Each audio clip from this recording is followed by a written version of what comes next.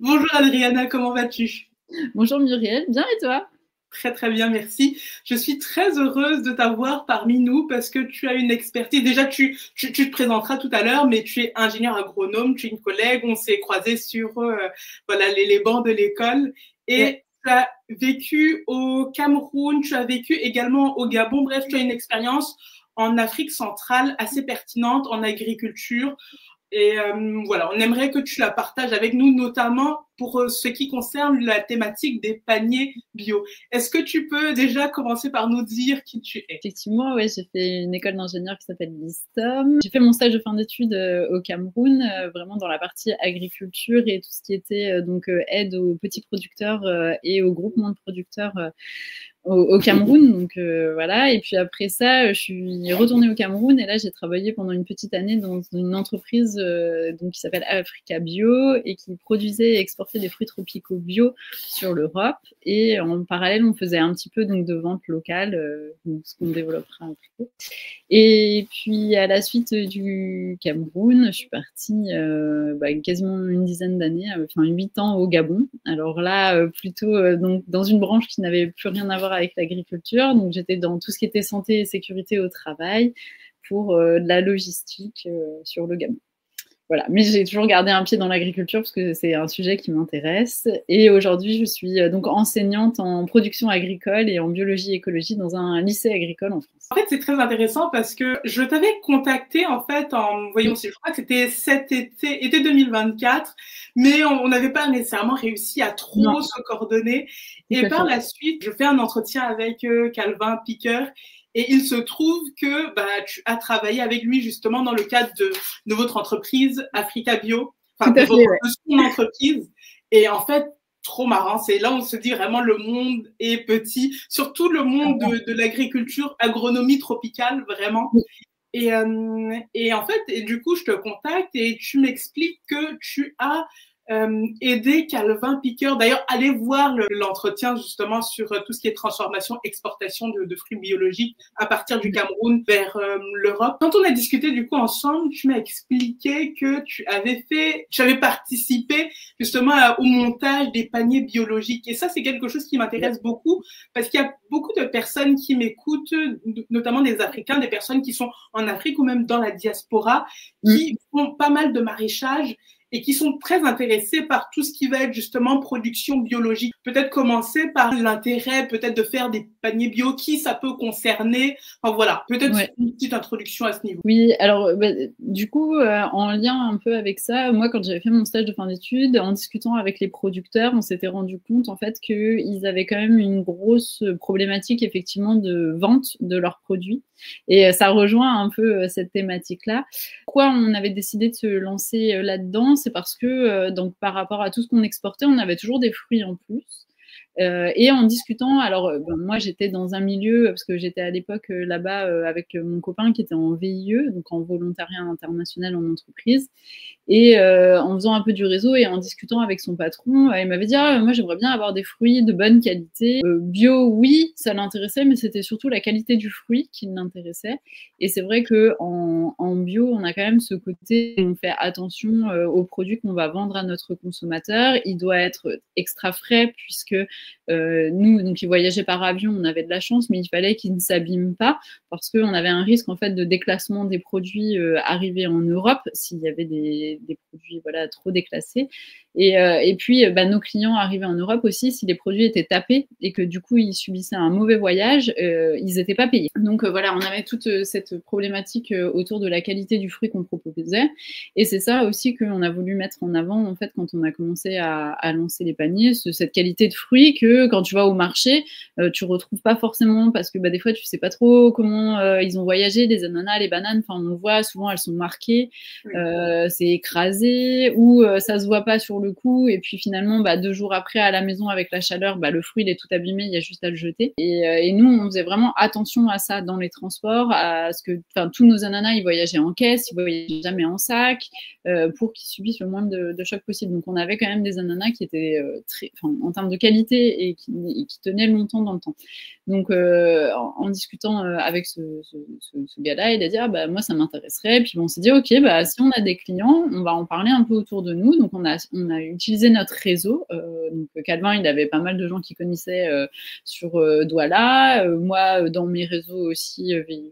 Et puis, bah, au final, l'idée a un peu pris. Donc, ce qu'on a fait, c'est qu'on a commencé voilà, sur des petites quantités. Alors, on vendait pas forcément le bio en tant que tel, mais on vendait vraiment les fruits frais, d'être livré à la porte de la maison, donc pas forcément besoin d'aller au marché. Et, on avait le côté aussi zéro déchet, entre guillemets, parce que les paniers qu'on vendait, donc nous, on avait fait faire des paniers chez les gars qui font du rotin là à Douala et puis bah, on avait fait un système de consigne et donc on avait consigné nos paniers et quand on récupérait les paniers on redonnait un nouveau panier et on travaillait comme ça. Donc voilà, donc l'idée de pourquoi lancer ça, nous c'était pour donc écouler notre surplus de marchandises, proposer, nous faire connaître aussi au niveau local parce qu'à l'époque il n'y avait pas les jus de fruits et donc bah, faire connaître aussi qu'on faisait des fruits et qu'il y avait du bio, donc ça a été un petit peu notre idée de départ. Vous proposiez uniquement des fruits, pas de légumes du coup? Non. Alors pour les légumes, moi je m'étais renseignée alors plus à titre personnel pour en avoir et il y avait apparemment quelqu'un sur Douala qui en faisait, mais j'ai jamais réussi à avoir le contact. Et il y a ça aussi dans le fait de vouloir se lancer dans des paniers, c'est d'avoir un contact qui est facile à trouver, que ce soit par les réseaux sociaux. Enfin, je sais que maintenant, on a tous des groupes. Enfin, par exemple, quand j'habitais à Port-Gentil, il y a le groupe achat sur Port-Gentil, enfin, échange, machin. Et ben ça, je sais que toutes les petites entreprises, elles communiquent beaucoup là-dessus. Et par exemple, donc il n'y a pas que, enfin pour le cas de Port-Gentil, il n'y a pas que des expatriés, hein, il y avait aussi des Gabonais qui étaient là. Et c'était vraiment pas mal parce qu'on se refile des petits bons plans comme ça et de pouvoir vite avoir un accès à un contact pour dire ah bah voilà, moi je veux commander là, c'est hyper important. Donc il faut vraiment communiquer là-dessus, il faut jouer sur la communication pour être facilement trouvable parce que donc la personne qui faisait le légume, j'ai jamais réussi à être en contact avec elle. Si on avait eu un contact, peut-être qu'on aurait pu aussi proposer en parallèle des légumes. Mais ouais, sur Douala, on n'a jamais trouvé, même autour des maraîchers qui faisaient du bio. Si un entrepreneur voulait faire des paniers, vraiment, quels seraient les premiers pas d'un point de vue peut-être agricole? Qu'est-ce que tu pourrais recommander? Bah, moi, je pense déjà il va falloir commencer par une étude de marché, tu vois, de commencer à sonder un peu si tu as du monde qui est intéressé. Et tu vois, cette idée-là, de vraiment avec les commerçantes, les trucs, ça, je pense que tu vois, ça peut être un bon premier point de départ. Tu vois, de dire quelle va être ta clientèle, quelle clientèle tu vises, comment tu la vises, à combien tu peux vendre tous ces trucs-là. Tu vois, déjà de réfléchir sur une stratégie de marché avant de rentrer dans une stratégie de prod, à moins que tu aies déjà une prod installée, que tu vendes déjà une grosse partie et après, tu vois, comme nous, tu vends ton surplus en panier.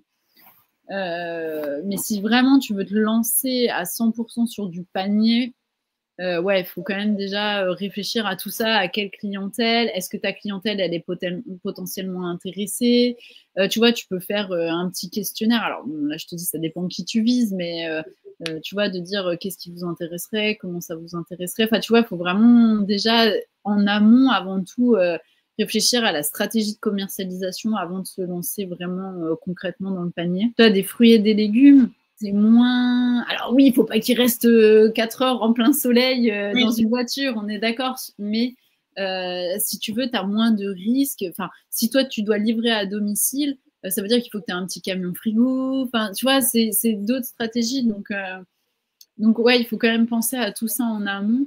Et je pense qu'il faut commencer à sonder les gens que tu vises en premier avant de te lancer, avant de dire ok, on fait des paniers et on y va. Voir si l'argument du bio aussi est pertinent à vendre ou pas. Moi, je sais que dans le cas de Douala, c'était pas forcément hyper pertinent de dire. C'était pas mon argument de vente. Tu vois, c'était vraiment de dire on fait des paniers de fruits, pourquoi on les fait, comment on les fait, etc. Et après de dire bah effectivement, en plus ils sont bio, mais on vous les vend au même prix que les trucs qui sont traités. Donc, après, il faut voir vraiment la sensibilité de tes consommateurs, de tes clients sur le sujet. Mais je sais que nous, c'était pas un argument de vente en tout cas. C'était vraiment le côté avoir des paniers de fruits frais qui étaient livrés à la maison. Alors là, je parle de ce qui se passe un peu en France, mais de ce que j'ai entendu et en discutant avec une maraîchère bio justement qui fait des paniers en France et au retour de collègues aussi qui peuvent être potentiellement intéressés pour acheter ça. Il y a la partie où il faut avoir de la diversité. Enfin, moi, je sais que j'essayais de le faire énormément dans mes paniers. Alors, par exemple, j'avais des clients qui voulaient que de l'ananas. Alors, eux, ils avaient que de l'ananas parce que c'est ce qu'ils voulaient. Mais ensuite, j'essayais quand même de varier, d'avoir 4 fruits différents au minimum dans mon panier. Bon, sachant que le panier, il faisait à peu près 5 kilos. Avec 2 ananas ou 3 ananas, bah, on arrive déjà à 3 kilos. Et puis après, reste ces 2 kilos de fruits. Donc, nous, on avait de la papaye. On arrivait à avoir des fruits de la passion. Une fois, on avait eu des mangoustans parce qu'on avait réussi à en choper qui venaient de Penja. Donc, pendant la saison, on avait eu à avoir quelques sacs de mangoustans à cette période. Des bananes, on avait aussi réussi à trouver de la banane. Je crois qu'on avait réussi à avoir des corosols aussi qui venaient de Penja à une époque. Donc voilà, d'essayer quand même d'avoir un peu de diversité dans les paniers. Nous, on était très attachés aussi à avoir des paniers de saison, c'est-à-dire que j'allais pas aller m'amuser à acheter, même s'ils étaient bio, des fruits qui venaient d'ailleurs, en étant bio, donc vraiment d'avoir quelque chose de local et de saison. Et ce que je faisais aussi pour prévenir donc mes clients, je leur envoyais en fait 2 jours avant un mail avec les fruits que j'allais leur proposer dans le panier, parce que je savais à peu près, déjà, vu que moi j'avais mes commandes pour mon export, du coup je savais quels fruits j'allais recevoir, pour les prévenir, et on n'avait pas fait un système d'abonnement, par contre c'était sur commande à chaque fois, donc je ne vendais pas forcément le même nombre de paniers. Et comme ça, bah, mes clients, ils étaient prévenus de ce qu'il y avait. Et si vraiment ils ne voulaient pas ces fruits-là, ils me le disaient et je pouvais changer mes fruits. Donc, c'était très à la demande du client. J'avoue que c'était pratique parce que je faisais 20 paniers. Mais si j'en avais fait 40 ou 50, ouais, ça n'aurait pas été possible et ça n'aurait pas été gérable.